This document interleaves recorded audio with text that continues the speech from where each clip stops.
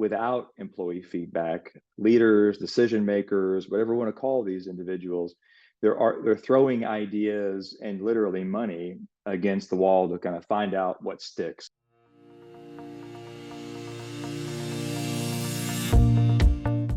Hi, everyone. Thanks for joining another segment of Management Minutes with Mika and friends. Today, I'm so incredibly excited to introduce you to Dr. Justin Velten from Go Culture. We're going to be talking a little bit about the U.S. Surgeon General's framework for our workplace mental health and well-being as a powerful tool and guide for creating healthy workplaces. How do you think most remote workers feel after years of operating that way about this push back to the traditional office after such a long time working from alternate locations?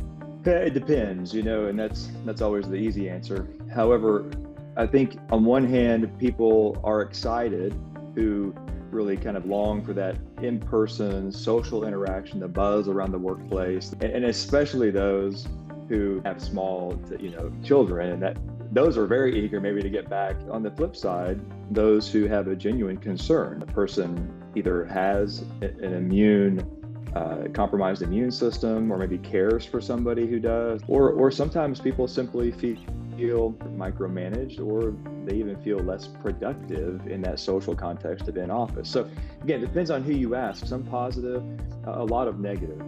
And some of the most recent research and studies are indicating that certain demographics of workers, they may have a different experience when thinking about return to work. Why do you think it's essential for agencies to really start gathering the right data around how an organization will perform? Without employee feedback, leaders, decision makers, whatever we want to call these individuals, they're throwing ideas and literally money against the wall to kind of find out what sticks. And throughout that process, they're making mistakes, and that's okay. We all make mistakes in this process, but there's a better way. So it turns out measuring employees, tracking their progress over time, and then garnering feedback from those employees is actually a key to making decisions that don't just feel right, but decisions that are right and that they're right for everyone.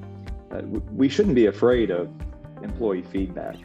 See, employee feedback is so important if we're to be successful in the leadership.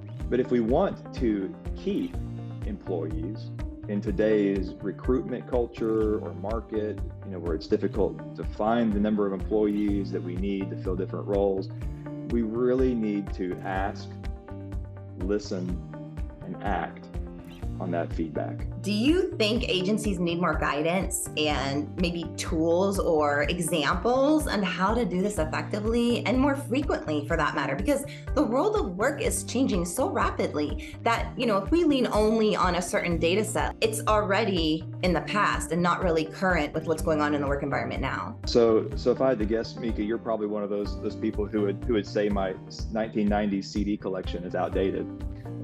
Probably, things but progress. I would probably enjoy it too. So, I think the reality is do people need support, need help? We all do.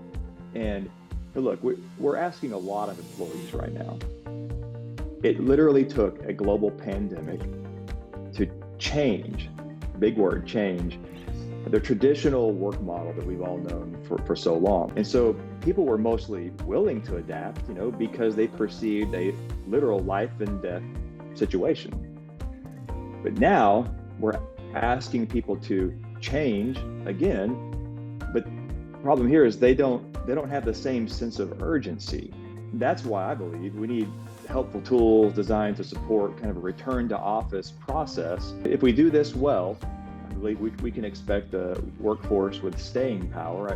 On the other hand, if we go about this process without clear direction and support and employee input, most importantly, we can expect an HR and human capital disaster.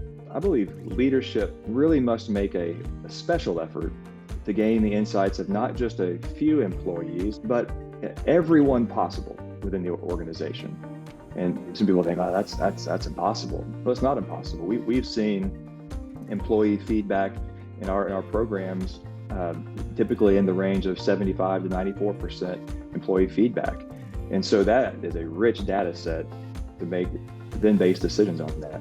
And I believe that the same leaders need to invest in training that is for everyone, not just themselves. I think agencies need to find a solution that best fits their needs during this very pivotal season in the workplace. Thank you again, Justin, for joining us for Management Minutes with Mika and friends. Really appreciate the conversation. I know we could keep going on and on, so hopefully we'll have you back. And thank you again on behalf of GovLoop for tuning in. Hope you have a wonderful day.